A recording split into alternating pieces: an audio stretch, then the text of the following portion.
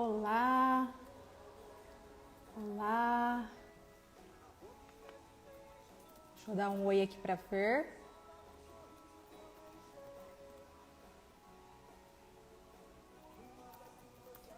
Fer tá entrando. Ah, o César entrou.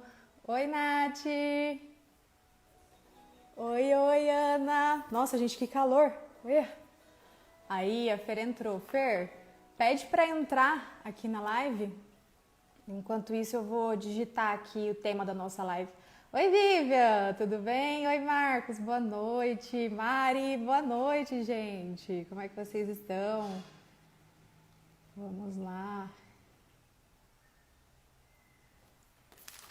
Fer entrando. Vou digitar o tema aqui, gente. E eu quero pedindo, enquanto isso, que vocês... Ah, minha mãe entrando aí. Boa noite, Isa. Quero pedir para vocês mandarem aqui a live, gente. Vocês vão entrando e enviem para pelo menos umas 3 pessoas, por favor, pode ser? Vamos enviando para alguns amigos para ajudar a divulgar. Porque além de ser um assunto super importante, também é um assunto...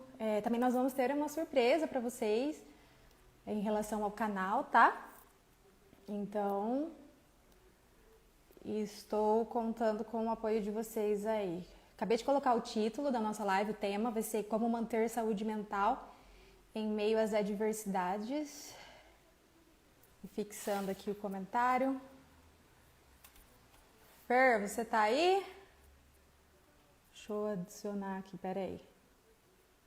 Ah lá, adicionei a Fer ao vivo. Vamos ver aqui.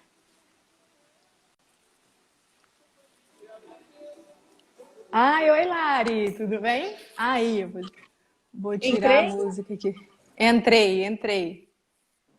Entrou, quer dizer, né? Ah, que bom. Entrou. Oi, Aí. pessoal. Ah, Vivian. Ah, a Viva já deu oi aqui, já. Nossa, muito feliz com a participação de vocês, pessoal. Muito bom todos estarem aqui. É uma noite muito importante para nós. Tá tudo bem, estamos ansiosas aqui, mas tá tudo bem, graças a Deus. Tudo muito. Ah, o João, a Paula, a Vivian. A nossa, aliás, gente, a Vivian aí, a nossa fotógrafa oficial, né, Fer? É. Não é só dentista, tem outras habilidades. Além de dentista e vizinha. Isso. Ah, tô falando que a gente é parecida. Gente, vocês estão achando que a gente é parecida? Vocês não viram eu com a minha irmã gêmea, né, Fer? Vocês não viram a outra, né? Olha lá, ela até comentou aqui, a Maria Natália, minha irmã gêmea, e ó, nossa irmã, né? Também, minha gêmea, que é ansiosa para a inauguração do canal. Nós estamos também, no final da live, nós vamos lançar aqui o nosso link do canal. A Até mãe que comentando enfim, aí, né? Fer. Até que enfim, até Até que choveu hoje enfim. por aqui, depois de tanto tempo. Ô, Fer, vamos começando, porque... Ah, tá bastante gente entrando aqui. E não somos gêmeas, Marcos. Eu sou gêmea com a Natália, que tá aqui assistindo. Eu e a Fer não somos, não. Eu sou Ah, um pouco, bastante mais velha. só pouquinho, né, Fer? Só pouquinho. Ah, é a Valquíria aqui. Oi, Valquíria. Muito bom ter vocês. Vamos começando porque eu estou com um problema na bateria do meu celular. Estou com medo de acabar a bateria aqui, mas vai dar tudo certo, estou confiante. Vamos lá, Fer? Vamos lá. Pode começar, Gabi. Eu deixo. Bom, primeiramente, você deixa dar a bola aqui para mim? Beleza. Primeiro, eu gostaria de agradecer a todo mundo que está aqui participando da live. Temos grandes apoiadores nesse período, né, Fer, do nosso canal. A Vivian, que está aqui, nossa fotógrafa, o César, meu marido, nossa irmã também, nossa mãe que deu oi aí, mãe. Então, queremos agradecer a participação de todo mundo e introduzir explicando, antes de explicar, apresentar cada uma, né, explicar um pouco a história do nosso canal. Conta aí, Fer, para eles. Eu acho que assim, não tem como a gente fugir, né, de conversa sobre saúde mental, sendo uma psiquiatra e a outra psicóloga. Apesar de a gente ser irmã e conversar sobre tudo também, né, em horas vagas, eu acho que essa temática acaba ficando bastante presente. E o que a gente percebe é que, além de ainda existir muito preconceito em relação à saúde mental, muitos mitos, muitos tabus, essa questão entre psiquiatra e psicólogo, muitas vezes ela é tomada, né, de alguns mitos, como, por exemplo, de que nós somos especialidades concorrentes, ou de que se um paciente procura o psicólogo, ele não precisa ir ao psiquiatra, ou se ele já vai ao psiquiatra, não precisa de psicólogo, vice-versa. Então, nas nossas conversas a respeito de saúde mental, nas nossas trocas, né, a respeito das nossas vivências, surgiu a ideia de fazer um canal falando sobre saúde mental com o olhar das duas especialidades, né? Ou seja, a gente integrar tanto a psicologia quanto a psiquiatria e mostrar o quanto as duas elas são importantes ferramentas e que, se utilizadas em conjunto, a gente pode ter resultados muito melhores, né? Então foi assim, Isso. foi numa conversa informal, né, Fer? Num almoço de família, né? Que Sim. Lá no final de julho, ideia, mais ou e a menos. gente... Opa.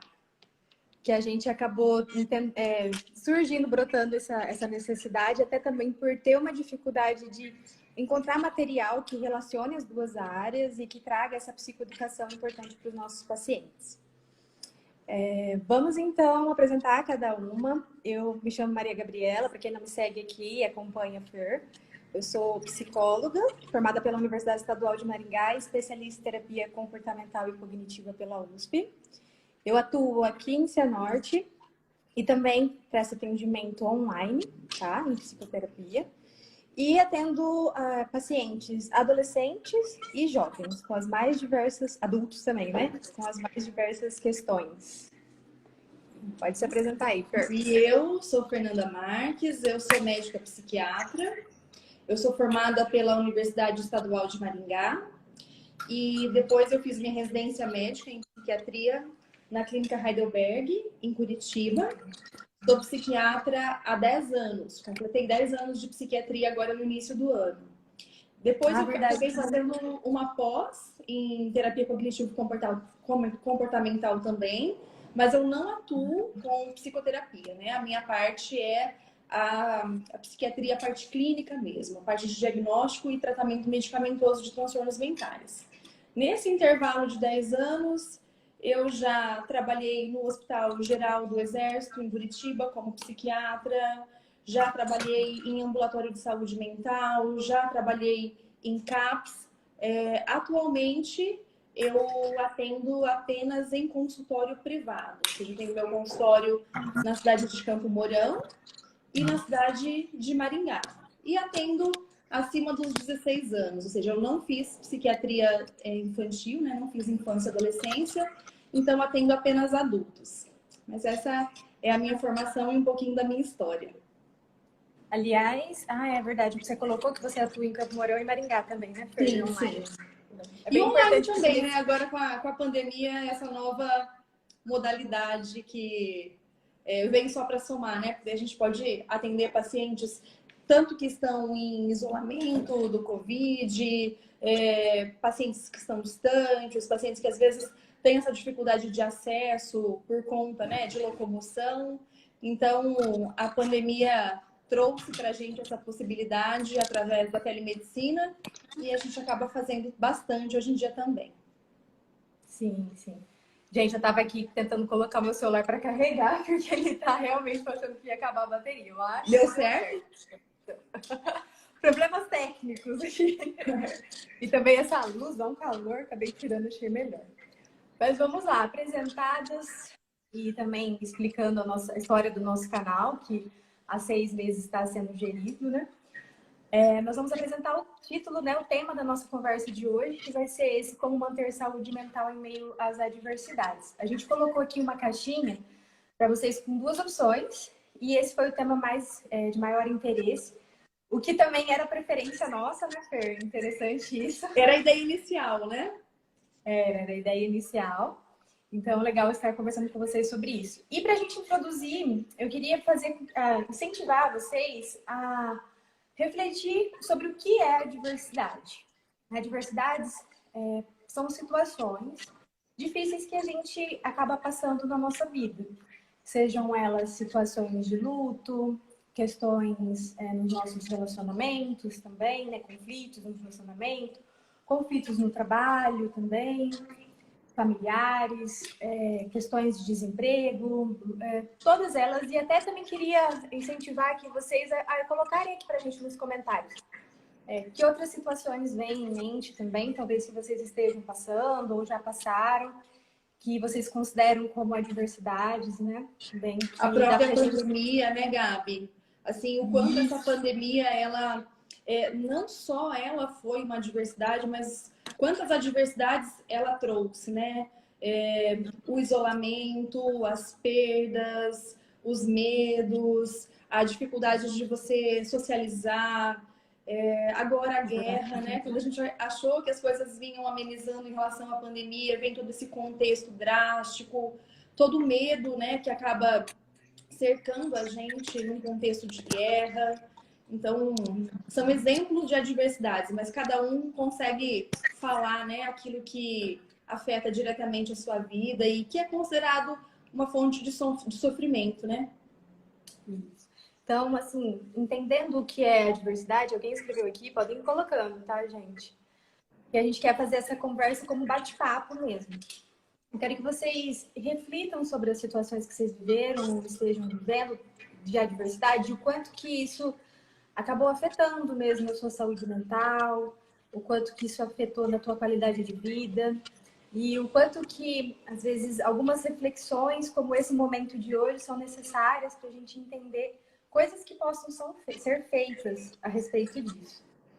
E pensando nisso, nós listamos 4 passos e é sobre eles que a gente vai conversar e refletir aqui juntos. E antes de introduzir, quero incentivar vocês a dando a opinião de vocês nos comentários, tá, gente? Aqui vai ser um bate-papo mesmo. Estamos até com colinhas aqui na mão para não esquecer nada, mas a gente quer fazer uma conversa bem interativa.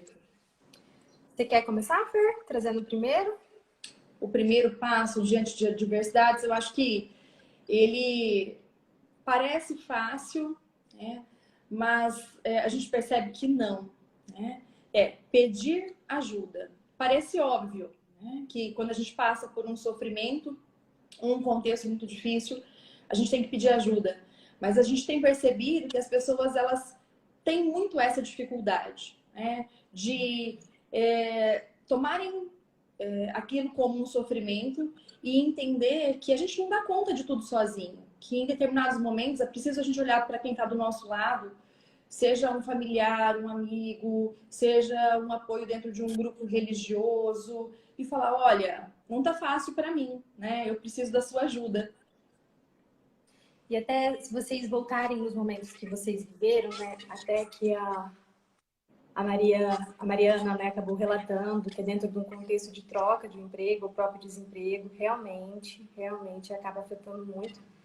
Afeta demais a questão do trabalho na nossa vida, né, nossa qualidade de vida. Mas pensando nas situações que vocês viveram, essa questão de pedir ajuda que a Fer acabou de citar, né? Muitas vezes a gente está lidando com um problema e a gente realmente não tem muito o que fazer, assim, que o outro faça, né? É muito papel nosso, ou papel de outras pessoas que estão envolvidas com isso, ou papel do tempo, tem muita coisa. Mas essa questão dessa dificuldade que a gente tem de pedir ajuda reflete muito numa questão de educação nossa, em que a gente é educado a ter que ser aquele filho que é independente, que tem que dar conta de tudo. E uma questão também social, que gera isso na gente, né? Como se fosse um sinônimo de fraqueza. Pedir ajudas para as pessoas, como se a gente tem que dar conta de tudo sempre sozinho. E aí a importância, nos momentos que vocês viveram de adversidade ao longo da vida, não só hoje agora, tentar lembrar o quanto foi importante ter esse contato dos amigos, o quanto teve dessa rede de apoio, seja de familiares ou religiosa também, o quanto que às vezes tomar um café com alguém, o quanto que às vezes desabafar da saudade, da perda de alguém, foi essencial para passar por essa adversidade de uma forma um pouco mais leve, né? É dividir o fardo com alguém, né? E às vezes quem escuta não precisa resolver necessariamente, né? Quando a gente é colocado diante de uma adversidade do outro, a gente às vezes se vê nessa necessidade de falar, olha, eu tenho que resolver esse problema.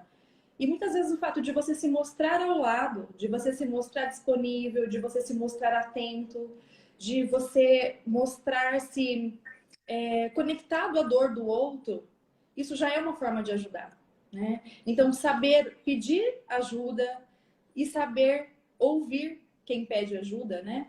É super importante. É claro que a gente pode ajudar muitas vezes em questões práticas, né? Por exemplo, você tem uma amiga que acabou de ganhar bebê.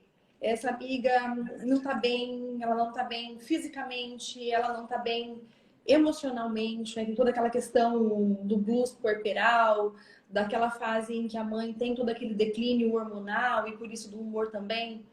Poxa, que legal, né? Se a gente conseguir ficar atento a isso e de saber, poxa, ela precisa de uma atenção maior, ela precisa às vezes de um ato concreto, ela precisa que eu vá até lá e ofereça para levar um alimento, que eu ofereça para ficar umas horas com o bebê enquanto ela possa tirar uma soneca, descansar, tomar um banho, né? Então, existem muitas formas de ajudar, né? E essa forma de ajudar, ela tem que ser muito atenta, né? E a gente tem que olhar com muita sensibilidade, porque muitas vezes a gente vai ajudar com uma presença, a gente vai ajudar com uma escuta, a gente vai ajudar com um ato concreto, né? Mas, além de ajudar, é muito interessante que a gente saiba pedir. Exatamente, exatamente. Que a gente saiba pedir, que a gente se permita isso. Até teve um dos comentários, eu não lembro quem fez, sobre o quanto que é mais difícil isso para homem. Isso é verdade, né? O homem tem essa cobrança maior, dessa postura, como se fosse sinal de fraqueza. E pedir ajuda como se tivesse que dar conta de tudo e que não pudesse sofrer. A gente tem que entender que sofrimento, ele faz parte da vivência do ser humano, né? Todo ser humano sofre. É claro que cada um numa intensidade, tendo o seu momento, pelo seu motivo, mas se a gente puder entender isso como um sentimento humano, a gente vai ficar um pouco mais disponível, né, a também ser ajudado, porque a gente vai estar aberto a pedir, né? E isso inclui também pedir ajuda profissional, né? E a gente está aqui como profissionais da área por entender que muitas adversidades elas acabam culminando, né, em sintomas, em alterações emocionais, psicológicas, de comportamento. E a gente percebe o quanto é difícil as pessoas buscarem essa ajuda profissional, né? Eu sento todos os dias lá no meu consultório para poder atender os pacientes e muitos deles falam, olha, você não tem noção de como é difícil para mim estar aqui. Ou, olha, o último lugar que eu imaginava estar na minha vida é diante de um psiquiatra. Olha onde eu cheguei, né? Como se não fosse permitido buscar ajuda, como se não fosse permitido sofrer e entender que existe, né, todo um preparo, inclusive técnico, profissional, que tem esse olhar e esse preparo para cuidado, né? E é engraçado o quanto isso vem cercado de tabus, porque, por exemplo, outras especialidades clínicas, né? Por exemplo, outros colegas médicos, a nossa própria irmã que está aí assistindo a live, né? A Natália, como pneumologista, o nosso cunhado, o Rodrigo, como gastro. Eu acho que dificilmente alguém chega para eles e fala, olha, eu nunca me imaginei na frente de um pneumologista. Nossa, o último lugar do mundo que eu gostaria de estar é na frente de um gastro. Porque eles entendem que é um adoecimento de um órgão e que o corpo humano, né, pode ser que não esteja funcionando tão bem e precisamos de ajuda. E o cérebro é a mesma coisa, né? À medida que a gente entende adoecimento emocional, cerebral, como fazendo parte do nosso contexto clínico, a gente entende que não é necessário ficar tão relutante ou esperar tanto ou achar que isso é fraqueza. A gente entende que faz parte do ser humano, né? Sofrer e ser ajudado. Exatamente. A Ana fez um comentário aqui bem interessante. Ela falou: algumas pessoas também relatam que esperam o outro oferecer ajuda, mas é importante a gente aprender a comunicar nossas necessidades. Exatamente, exatamente, Ana. Às vezes a gente espera a partir do outro, e até um dos pontos iniciais sempre da terapia, quando a pessoa está vivendo um contexto difícil, já teve toda uma bagagem, mas demora para procurar essa ajuda, uma resistência, justamente por conta disso tudo que a Fer acabou de citar. A gente precisa mesmo ir quebrando essas crenças, assim, e ajudando a pessoa a ela ter uma postura de se permitir pedir, sabe? E vão ter pessoas que não vão acolher mesmo. Teve um comentário aqui, mais de um até citando sobre isso, às vezes você ser invalidado por achar que é falta de fé ou por achar outros preconceitos. E infelizmente é um fato mesmo, e são questões que influenciam muito nesse bloqueio de pedir ajuda. Mas mesmo assim, não desistam disso. Sempre vai ter outras pessoas que vão ter uma abertura para isso. E até nesses contextos é importante você falar o que você sente quando você é invalidado dessa forma, sabe? Por exemplo, alguém que está falando que é uma questão de fraqueza ou falta de fé. Aí você trazer assim, olha, eu me sinto dessa forma quando você fala isso. Isso não é uma falta de fé minha por isso. Eu estou sentindo dessa forma por isso. Você pode me ajudar de tal forma, né? Então, ser mais direto, se permitir até trazer o seu sentimento em relação a essa invalidação de alguém. Mas não desistir disso também. Vamos lá, então. Vamos para o segundo passo, então. Então, o primeiro é pedir ajuda. Isso. Ah, a Natália comentou aqui, existe muito preconceito com a psiquiatria e psicologia, diferente das outras áreas, né? Ela que é pneu percebe muito isso também. Até porque, muito provavelmente, ela já relatou pra gente, né? Pessoas que chegam com crises, aí é ansiedade, na verdade, tem aquela resistência das pessoas para buscar especialistas na área, né? Procuram todos os outros, menos vem pra gente, né, Fer? Acaba sendo o último a ser buscado. Exato. E o segundo ponto, gente, lembrando que a gente vai falar de 4. Primeiro, então, foi essa questão do pedir ajuda. E o segundo é autorresponsabilidade. Eu quero trazer uma reflexão um pouquinho diferente sobre isso. Por quê? Quando a gente fala sobre autorresponsabilidade, principalmente o que tem hoje lido, que não é da psicologia, há um entendimento que a autorresponsabilidade é você acordar às 5 horas da manhã e você tornar o teu trabalho como a questão mais importante, se tornar até escravo dele, porque seria essa autorresponsabilidade para as coisas, para as metas. E não é só isso. A autorresponsabilidade é um conceito muito mais amplo que isso, e eu quis trazer uma fala de um autor na psicologia que ele traz um exemplo para vocês perceberem, né? Essa diferença.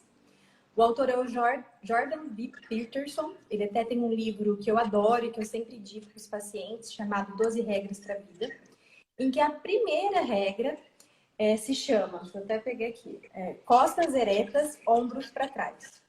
Esse é um exemplo visual para a gente entender o que é autorresponsabilidade.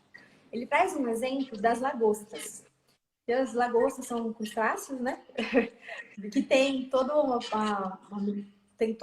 uma questão neurológica muito diferente de nós, seres humanos, mas algumas semelhanças. E quais são elas? Né? Não vou entrar na parte biológica, mas entrando na questão comportamental. As lagostas, para elas terem o habitat dela, onde elas vão morar, e também para a questão de acasalamento, elas têm uma questão de dominância social. E assim também existe na nossa sociedade. E, por incrível que pareça, para ter essa dominância social, para ter a melhor fêmea, para ter o melhor lugar para morar, eles fazem uma batalha e nem sempre é o mais forte que ganha. Vai ser a lagosta que tem uma postura diferente nessa luta. E aí ele traz uma interpretação muito legal, Fer, sobre o quanto que quer dizer sobre autorresponsabilidade para a gente. Primeiro, o quanto, às vezes, quando a gente está lidando com o sofrimento, com uma adversidade, às vezes a nossa postura física mesmo, ela é toda, sabe, né, para trás, toda torcida, assim, né? Toda prostrada diante do problema, né? Toda prostrada diante de um problema, daí a gente entra no sucumbir só diante desse problema, sabe? E o quanto, comentando aqui que ele é maravilhoso mesmo. E o quanto que isso reflete muito na nossa postura com as outras pessoas e também com uma interpretação do quanto que é uma postura nossa em relação aos problemas. Às vezes a gente está vivendo uma adversidade e a gente está se permitindo sucumbir demais nele e a gente não está pegando a nossa parte.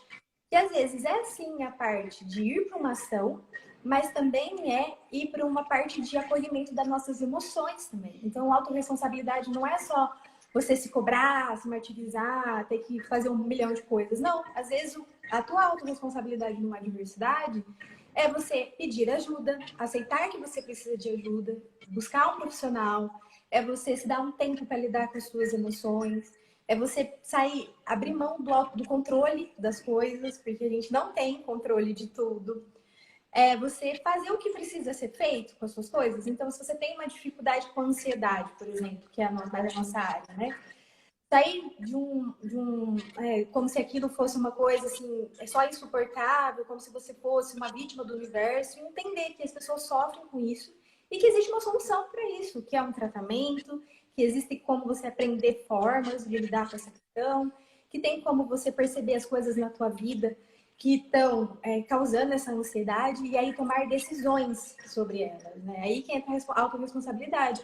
É você pegar as rédeas da tua vida, você colocar os ombros para trás, ter essa postura ereta para as coisas, passar isso para as pessoas e você ter isso muito certo com você mesmo. E o que você acha, Fer? Eu acho que você encara as coisas. É a forma como você encara as coisas. E entender que hoje a gente vive uma era em que tudo é tão superficial, né? Em que a gente precisa mostrar uma imagem para as pessoas o tempo todo, né? Então, eu percebo muita gente tendo, por exemplo, uma vida de extremo sofrimento, mas às vezes não parando para poder olhar para esse sofrimento, para poder viver, porque às vezes a autorresponsabilidade é como a Gabi falou, entender o que você precisa fazer diante dos problemas para que você não vire uma eterna vítima dele, né? Mas se permitir sofrer, se permitir entender e se acolher também diante dos problemas. Hoje a gente vive uma era das redes sociais em que parece que a gente tem que estar o tempo todo demonstrando para as pessoas que a gente está ótimo, que a gente está bem, feliz, lindo, saindo, tendo amigos, namorando. E a gente não entende que é interessante esse momento de olhar para a gente e poder viver cada parte do nosso sofrimento sem vitimismo, mas sem mascará-lo também, para que a gente não precise ficar vivendo uma vida de superficialidade, para que a gente nunca vá ao nosso encontro, né? Não fica nesse perfeccionismo, assim, com a gente mesmo, né? Acho que talvez até um dos primeiros passos mesmo para a autorresponsabilidade é validar os nossos sentimentos, acolher eles, se permitir sentir, mas até, de certa forma, dar um tempo para ele, né? Tipo assim, vamos lá, eu vou sofrer, mas isso não vai tomar conta de mim. O que eu preciso fazer com isso? Sim. Muito bem, muito bom. Isso mesmo, comentou aqui o Thiago sobre a importância do remédio e a reação. Realmente, remédio nenhum vai fazer efeito, né, Fer? Se a pessoa não ter uma reação para as situações, mesmo que seja a reação acolher aqueles sentimentos, aprender a ter mais autocompaixão consigo mesmo. Isso já é um passo importantíssimo também para a autorresponsabilidade. Com certeza. Então, vamos lá. Vamos para o terceiro? Vamos. O terceiro, eu brinco com os pacientes no consultório, né? Que é assim, quando a gente, em todas as consultas eu tento falar um pouquinho sobre quem é meu paciente que sabe, né? Sobre prática de autocuidados. E as pessoas, às vezes, elas não consideram muito, né? Elas estão ali atentas a querer saber qual o diagnóstico delas, qual remédio vai tomar, como se fosse a única solução. É claro que em alguns casos em que a medicação é necessária, é super importante, sim, tomar da forma correta, mas existe uma parte que é do paciente, que é a parte do olhar para a sua rotina, né? Do olhar para os seus autocuidados e também identificar de que forma ele pode contribuir para sair daquele sofrimento, né? Então, aí que a gente pode listar, né? Bons hábitos de vida, incluindo bons hábitos alimentares, né? Já existe assim uma comprovação do quanto alimentações ricas, por exemplo, em carboidrato, açúcar, o quanto isso é inflamatório para o nosso corpo, né? Se a gente está falando do cérebro, a gente está falando de um órgão que, quanto mais exposto a estímulos inflamatórios, pior vai funcionar. Ou seja, se a gente conseguir cuidar da nossa alimentação, ter uma alimentação rica, né, em vários componentes essenciais, importantes, se a gente consegue fazer uma boa rotina, incluir práticas de atividade física, é super importante. E às vezes os pacientes, eles lidam como, isso é um conselho médico, todo médico fala isso, né? Mas a gente tem que entender isso como uma parte da prescrição. Ou seja, o medicamento é importante, todo o trabalho psicoterápico é importante, mas a forma como a gente olha para o nosso cuidado, para a nossa rotina, para os nossos horários de sono, para os nossos consumos alimentares, por não ingerir bebida alcoólica, ou seja, por ter hobbies, por estar sempre estimulando o nosso cérebro a aprender coisas novas, né? A ter novos estímulos, a ter poder compromissos trabalhar também. áreas que às vezes não são, né, da nossa rotina, o quanto isso gera conexões novas, o quanto isso faz com que a gente proteja o nosso cérebro de danos, né? Até muito provavelmente vocês devem ter lembranças dos momentos difíceis que vocês viveram, né, de adversidade, o quanto que essas questões sustentam a gente nesses momentos. Então, até os estudos mais recentes comprovados, por exemplo, em relação a tratamento para depressão, é um tratamento protocolo chamado de ativação comportamental. Ele é o que tem mais comprovação científica de resultado para a pessoa maior, que é o quadro mais grave de depressão. Nele a gente pede para o paciente incluir uma rotina e com atividades que tenham sentido para a vida dele. Uma atividade que traga uma relação muito íntima com o propósito de vida dele, com questões de autocuidado também, questão de saúde, questão física, né? Mas também, às vezes, práticas ali de hobbies, aprender coisas novas, religiosas também, se a pessoa tem um propósito de vida de estar muito relacionado à tua fé. Então, incluir essas práticas também, porque daí, quando a gente está vendo um problema, essas outras coisas, essas outras áreas, elas que vão sustentar ali a nossa sanidade mental, né? A nossa mesa. Eu dou sempre esse exemplo dos pacientes, quem está aqui vai saber desse exemplo da mesa, do quanto que cada área da nossa vida, que são essas também que a gente está citando, algumas, né?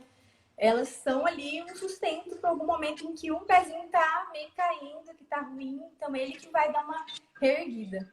Uma sustentada. Eu falo para os pacientes que são os contrapesos. A gente já tem uma rotina tão difícil, né? Uma vida tão cheia de problemas o tempo todo, que quando a gente encontra, por exemplo, na prática de um hobby, de uma atividade física, de atividades que façam sentido pra gente, o quanto isso acaba deixando também a nossa rotina mais leve, né? E quando eu falo atividade física para os pacientes, eles já falam assim de cara, eu odeio academia, detesto musculação. Mas, gente, não tem só academia, claro que ótimo, quem gosta de academia, quem tem a possibilidade de ir, vai. Mas olha quanta coisa dá pra gente fazer, né? Quem gosta de dançar, vai dançar. Quem gosta de praticar um pilates, né? Que eu prezo exercícios um pouquinho mais tranquilos. Tranquilos não no sentido de não serem intensos pro corpo, mas no sentido de não estar naquele agito, né, da academia. Uma caminhada, uma corrida, andar de bike, jogar tênis, vôlei. Ou seja, tem tanta possibilidade. O importante é a gente entender qual faz sentido para a gente, né? No qual a gente se sente conectado, para que a gente possa praticar com frequência. A Adriana comentou aqui sobre, falou assim, aliás, oi Adriana, né? Ela colocou aqui práticas religiosas ajudam muito, e sim, porque entra numa conexão de uma área super importante, que é a fé. A psicologia e a psiquiatria não excluem isso, até se vocês ouvirem de profissionais da área algo diferente disso, corram. Porque até a prática religiosa ajuda você a entrar em contato com sentimentos também, né? Com a sua história de vida. Então, é algo que sustenta a gente e que tem uma relação muito importante também para as adversidades e para o tratamento também. A Carol até porque se a gente fala de também, yoga, até porque se a gente fala de fé, a gente fala de esperança, né? A gente fala de acreditar em algo superior, em algo maior, né? Em algo que nos ampara. Então, a prática religiosa, ela acaba sendo, sim, um ponto de apoio muito interessante, porque a gente se sente protegido. Ai, que a Natália comentou que o Padre Eduardo tá aqui. Oi, Padre! Oi, Padre Eduardo! Entrou bem na hora! E aí o Thiago comentou que ele fez terapia porque era penitência do padre. Adorei esse padre, hein? Gostei de ver, mas não é penitência, terapia, tá, gente? Esse padre tá conectado. Esse padre, ele estava validando seus sentimentos e te ajudando a entender o quanto você merece esse momento também para cuidar de você, né? E o quanto também sofrimento psicológico não está relacionado à falta de fé. Isso até há um tema super interessante para a gente trazer no canal ou para uma live também, né? Verdade. Porque as pessoas, elas chegam com essa questão, né? Não, eu tenho tal religião, como eu vim parar num psiquiatra ou num psicólogo, como se a religião ela tivesse obrigação de te livrar de um adoecimento mental. Essas coisas, elas não se excluem, né? A gente tem pacientes padres, pastores, religiosas, Ou seja, são pessoas humanos, como qualquer um de nós, que, claro, têm a fé como um suporte, mas que podem adoecer também e que é justo que busquem ajuda. Exatamente, exatamente. E por último, o nosso quarto passo, relembrando aqui, o primeiro foi pedir ajuda, segundo, autorresponsabilidade, terceiro, práticas de autocuidado. Inclusive, até para finalizar essa parte de autocuidado, trazendo algo pessoal meu, com as situações todas que eu venho vivendo nos últimos anos, né, Fer, das perdas que a gente está vivendo, o autocuidado veio que vem me sustentando. Eu até brincava com a Fernanda e com a Natália. Eu posso estar sofrendo, mas a minha pele está hidratada, meu cabelo está hidratado. Sem contar também que é autocuidado é cuidar das emoções. Então, a terapia tem que estar em dia também, psiquiatra, mas também estar com esse autocuidado como algo, um pilar importante até para a nossa autoestima também. Interno e externo, né? Cuidar de ter uma rotina, né? Hoje eu percebo que as pessoas, elas se judiam muito com o fator sono. As pessoas estão muito conectadas e aí acabam, né, ficando muitos adolescentes. Eu não atendo adolescentes, mas muitos pais relatam no consultório: olha, não sei o que faço mais, fica no celular até 3 horas da manhã, aí não quer acordar cedo para ir para a escola, e aí acaba ficando a vida toda uma bagunça. Ou seja, é um cérebro em sofrimento, né? É um cérebro que não está respeitando uma rotina de sono, que é ideal para que a gente se recupere, se recompõe. Então, não tem como lidar com a adversidade um soldado que está enfraquecido, né? A gente tem Nossa, bom exemplo, verdade. Ainda mais lidar com essa questão de saúde mental. Se você tá fraca com outras coisas, realmente não vai ter como mesmo. Muito bom, por exemplo. E o quarto e último é autoconhecimento. Quando a gente está vivendo momentos difíceis, e a gente tem como pilar na nossa vida, e na verdade não só no momento difícil, mas como algo que é um valor pessoal, ao longo de sempre, o autoconhecimento, a gente consegue se sustentar mais e entender os nossos pontos fracos, o momento de pedir ajuda, entender melhor nossas emoções, entender melhor as nossas habilidades e inabilidades para as questões. A gente consegue daí ter autorresponsabilidade para saber o que fazer a partir disso. Então, o autoconhecimento, ele entra como, até a gente colocou como último aqui, não foi foi de propósito, né? Justamente para finalizar com esse entendimento de quanto que manter essa saúde mental em meio aos problemas e adversidade exige da gente se conhecer e se permitir se rasgar nesse conhecimento, nesse autoconhecimento mesmo. Né? Se permitir olhar para a nossa história de vida, olhar para a nossa forma de se comportar, para a nossa forma de pensar, para o quanto que isso tem uma relação, às vezes, no problema que a gente está vivendo. E o quanto que a gente pode e deve se permitir superar os nossos traumas, as questões, ter posturas diferentes diante do sofrimento, acolher os nossos sentimentos também, as nossas emoções. Então, o autoconhecimento, ele entra como se fosse, assim, a grande chave para lidar com várias questões na vida, mas principalmente quando a gente fala sobre adversidades e sobre problemas também. Porque daí a gente fica mais atento até sobre como a gente está de verdade. É muito triste quando os pacientes vêm aqui, a Fer deve perceber isso, do quanto às vezes a gente faz perguntas básicas para a pessoa, assim, né? Por exemplo, há quanto tempo você está com tal dificuldade? Há quanto tempo isso vem acontecendo? E a pessoa ela não tem um entendimento daquilo, ou às vezes não sabe nem dizer da história de vida, se já viveu aquilo anteriormente, desde quando aconteceu, não consegue conhecer os marcos da história, né? Também os traumas, mas não só traumas mesmo, mas as questões que possam ter marcado positivamente ou negativamente para a vida. E até também não conhecer coisas básicas, né? E até parte nisso, às vezes quando a gente fala sobre autoconhecimento, é sim uma coisa complexa. Tanto que é uma coisa, um exercício que a gente tem que fazer a vida toda mesmo. Mas também ele pode começar com algo inicial. Sempre eu dou para o paciente, quando ele começa falando assim, eu vim para terapia para me conhecer melhor. Às vezes eu começo assim, que comida que você gosta de comer mais? Qual é o teu filme favorito? Qual a tua música favorita? Vamos começar desse básico e se permitir ter mais curiosidade sobre a gente mesmo, sabe? Curiosidade mesmo, nossa, faz tanto tempo que eu vivi isso, ou tanto tempo que eu não como isso, que eu não faço isso é importante para mim. Começar a se permitir se conectar mais com você mesmo, com a sua história. E aí é óbvio que a terapia é o maior espaço para promover isso para o paciente, porque é o momento em que ele reserva semanalmente ali para sentar, para falar de si mesmo, das emoções, dos problemas que ele está vivendo, da história dele também. Mas existem outras formas também, né? Eu trouxe aqui mais uma que para mim faz muito sentido, que são através das leituras. Livros, eles ajudam a gente a conhecer, a expandir o nosso intelectual, né? A nossa abertura para as coisas da vida, mas também a se conectar com a gente mesmo, com a nossa história, com os nossos comportamentos.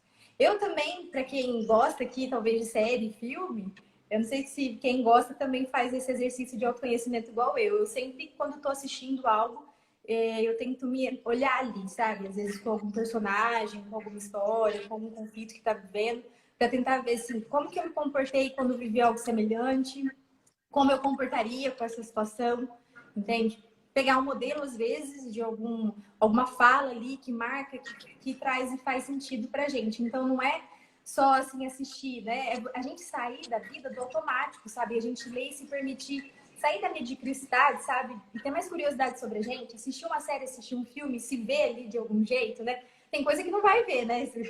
Mas... É deixar de ser só espectador, né? E passar a se conectar de uma forma um pouquinho mais profunda. Para com a vida, né? Autoconhecimento é isso, Fer. Isso que você acabou de citar. É você sair de você só sobreviver da vida, de ficar ali no piloto automático. O autoconhecimento, ele te ajuda a viver de verdade. A entrar em conexão com o que faz sentido para você, a saber para onde você está indo e o que você está fazendo ali também. E para onde você passou também, né? E muitas vezes a gente percebe que é isso de não parar para prestar atenção em si mesmo, de não se conhecer direito, que faz com que tanta gente demore tanto para buscar ajuda, né? Não é só por conta daquilo que a gente falava no começo, que é a resistência, todo o tabu, todos os mitos que existem em torno da saúde mental, mas também o fato de, às vezes, a gente não ter tempo para poder se olhar e da gente não se conhecer o suficiente para dizer, olha, eu nesse momento não estou sendo o que eu posso ser, né? Eu não estou rendendo o que eu posso render, socialmente eu não estou a mesma pessoa que eu sempre fui. Ou seja, é aí que a gente começa a analisar, porque às vezes a doença mental, ela vem de uma forma muito súbita, muito abrupta e é fácil de a gente perceber, mas em alguns momentos ela vai sendo tão insidiosa, a pessoa ela vai tendo perdas que são tão graduais, que a pessoa ela não se percebe, ela começa sendo levada por aquilo, acreditando que aquilo faz parte, talvez, do funcionamento dela, e quando lá mais tarde ela vai se dar conta, ela começa, poxa, é verdade, ó, já faz, sei lá, muitos anos que eu perdi a vontade de sair com os meus amigos, e eu não tinha me dado conta de que isso já era um dos sinais de que eu não estava bem, ou eu já tenho uma alteração de sono faz bastante tempo, mas nunca me atentei de que isso podia ser um problema, né? E qual é a importância, né, da gente poder se conhecer para poder buscar ajuda a tempo? Eu explico para os pacientes assim, que qualquer doença, né, inclusive os transtornos mentais, quanto mais demoramos para buscar ajuda, mais eles cronificam, mais difíceis eles ficam de serem tratados, né? Por exemplo, se a gente tem uma feridinha de pele, que a gente descobriu ela agora semana passada, a gente já marcou um dermatologista, vai e passa ali a medicação que precisa, ela tem chance de tratar e às vezes não fazer uma cicatriz mais profunda, de às vezes não inflamar. Agora, se a gente tem uma ferida que vem crescendo há anos, né, ela também pode ser tratada, tenho certeza que o médico vai fazer de tudo para os resultados serem os melhores possíveis. Mas existem mais chances dela ter, assim, agredido camadas mais profundas, dela poder, às vezes, deixar uma cicatriz ali, ou dela demorar mais para conseguir ser tratada. Então, isso é importante, o fato da gente conhecer o que a gente é, o que a gente pode ser, e o que a gente entender o que a gente está sendo, faz com que a gente, muitas vezes, se avalie e busque ajuda a tempo, né? Uma coisa que eu explico para os pacientes, o nosso cérebro, assim, todas as vezes que a gente tem um transtorno ativo, seja ele um quadro depressivo, um transtorno de ansiedade que está ativo, ou para quem tem, por exemplo, um transtorno bipolar, todas as vezes em que a gente tem, né, uma ativação da doença, seja numa fase depressiva, hipomaníaca, maníaca, independente do transtorno que a gente está falando, uma insônia crônica, Um cérebro em sofrimento é um cérebro que perde vitalidade. Ou seja, a gente está colocando o cérebro em uma condição como se fosse uma condição inflamatória mesmo. Ou seja, está tendo um dano para o cérebro. Se a gente tira o mais rápido possível, se a gente trata o mais rápido possível, aquele cérebro entra de novo no seu estado de normalidade. Então pensa, quanto mais inflamado fica um tecido, quanto mais inflamado fica um órgão, maiores são as chances dele lá na frente ficar um órgão mais comprometido, né? Um órgão mais danificado, que às vezes não vai ter lá o seu potencial de memória, de recuperação tão bom. Então, é importante a gente olhar assim o quanto antes. E a gente só consegue olhar o quanto antes para um transtorno a partir do momento em que a gente consegue se conhecer e estar sempre atentos a quem nós somos. Exatamente, exatamente. Finalizando, então, os nossos 4 passos, nós temos o Marcos aí dando... Oi, Marcos! Finalizando aqui os nossos 4 passos, gente, nossa intenção com essa fala é incentivar vocês a entrar em contato mesmo com essa questão, com essas questões que a gente citou, sabe? Com as emoções, com o autoconhecimento, com o autocuidado, com questionar mais a dificuldade que vocês possam ter em pedir e aceitar ajuda, até a postura que vocês possam estar tendo nas adversidades. Se às vezes está sendo uma postura só de pessimista e só entrando nesse sofrimento, ou se às vezes vocês estão acolhendo esse sofrimento e trazendo ali de alguma forma esperança, expectativa, uma postura diferente para eles. Então esperamos que vocês tenham entendido. E finalizando a nossa live de hoje com a nossa grande surpresa, que não era surpresa, que nós estamos falando faz tempo, né? A gente não aguenta surpresas. Nem é tão surpresa assim. Eu tive cobrança de paciente essa semana, Fer. Você não aguenta mais você postando, eu quero ver os vídeos. Em breve, né? Sempre em breve. Em breve. Mas nós vamos agora, assim que a gente encerrar aqui a live, aliás, essa live vai estar salva para vocês quiserem assistir novamente, para vocês compartilharem com as pessoas que possam se interessar com essa fala que a gente falou hoje aqui. E também, assim que a gente sair e finalizar aqui, nós vamos compartilhar nos nossos stories, tanto eu quanto a Fernanda, o nosso link do nosso canal no YouTube, Saudavelmente. E finalizando explicando ele, né? Nossa intenção é trazer no nosso canal, intenção não, é o que nós vamos fazer, né? Semanalmente, conteúdos de psiquiatria, psicologia e saúde mental de uma forma leve e descomplicada. Então, nós vamos falar sobre os transtornos, nós vamos dar explicação sobre os transtornos, sobre os principais sinais, também como funciona o tratamento, como as questões medicamentosas, né, Fer? Como funciona a terapia, no meu caso, daí eu vou falar com a linguagem da cognitivo-comportamental e das terapias contextuais. E também vamos falar sobre vida, né? Sobre qualidade de vida. A gente quer que vocês entendam o quanto, que ajude a desmistificar essas questões que a Fer falou lá no início, do quanto que é diferente, mas totalmente junto, psicologia e psiquiatria, não somos inimigos, pelo contrário. Nós estamos juntos para ajudar a promover qualidade de vida. Se tem algo que traz felicidade para a gente, sentido e propósito, é a gente ter qualidade de vida, a gente olhar para os nossos sentimentos e a gente se conhecer, se entender melhor e se permitir ser cuidado também. Então, finalizando aqui, a live vai ficar por aqui. Fer, maravilhosas, amei a live, orgulho de vocês e as irmãs. Obrigada, Nath. Um beijo. A Ju aqui, nossa prima. A Ju. Ana, que legal. Olha, gente, obrigada. A Agnes aqui. Oi, Agnes. A Jo, parabéns, Gabriel Fer. Vou assistir toda a live. Chegou atrasada, amiga? Não tem problema, você assiste depois, Jo.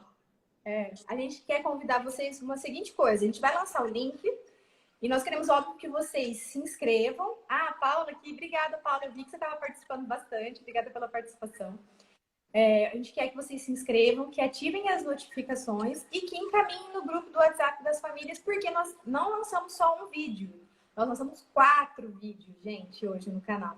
A gente vai falar sobre sinais de ansiedade, sobre tratamento de ansiedade sem medicação. Vamos ensinar uma técnica que ela é uma das principais para o tratamento de ansiedade, com 8 passos. E o outro ponto, Fer, qual que era mesmo? As principais dúvidas, né, do tratamento de ansiedade. Isso. Também. Então, são 4 vídeos que a gente quer dar para vocês como tarefa mesmo, vocês se inscreverem e vocês angariarem também inscritos para o nosso canal. Compartilharem, né? Nos grupos da família. Exato, porque a gente está fazendo algo único. Eu estava até falando para a Fer, até hoje eu nunca vi um canal no Brasil que tem esse diálogo entre as duas. E a nossa intenção foi ser diálogo mesmo. A maioria dos nossos vídeos é uma conversando com a outra, trazendo a experiência da clínica, dos pacientes, trazendo as dúvidas, por exemplo, que eu vejo mais como terapeuta em relação à Fernanda. Então, nós estamos fazendo algo que pra gente é inédito, eu não achei mesmo, e queremos daí o apoio de vocês para não perderem os vídeos e encaminharem para as pessoas e ajudar a disseminar a saúde mental de uma forma leve e descomplicada para as pessoas. Muito obrigada, gente, pela presença. Acho que a Gabi já disse tudo. Espero que vocês gostem bastante e pode mandar pra gente também, tanto lá no canal quanto no nosso Instagram profissional, né, de cada uma de nós. A gente não tem um Instagram do canal, mas assim, sugestão de temas que vocês gostariam de ver, deixem nos quais comentários. as dúvidas, né? Comentem, deixem nos comentários para que a gente possa também, a partir daquilo que for necessidade de vocês, gravar e falar um pouquinho a respeito, porque a nossa ideia é realmente propagar essa ideia de mente saudável. E é por isso que o nosso canal se chama Saudavelmente. E serão 3 vídeos semanais e também traremos profissionais de outras áreas para o bate-papo com o especialista para a gente relacionar psicologia, saúde mental com outras áreas. Então, nosso cunhado que está aqui foi um dos nossos convidados, a nossa irmã também, que é pneumo, para a gente falar de assuntos, que é o nosso cunhado que é gastro, né? Então, assuntos que tem dúvida, né? Por exemplo, gastrite nervosa, qual é a relação com ansiedade, com transtornos mentais também. Então, convidamos vocês a participarem e aqui no final da live a gente vai já compartilhar lá nos nossos stories. Um beijo, pessoal. Um beijo, obrigada pela presença de todos. Obrigadão. Tchau, tchau. Tchau.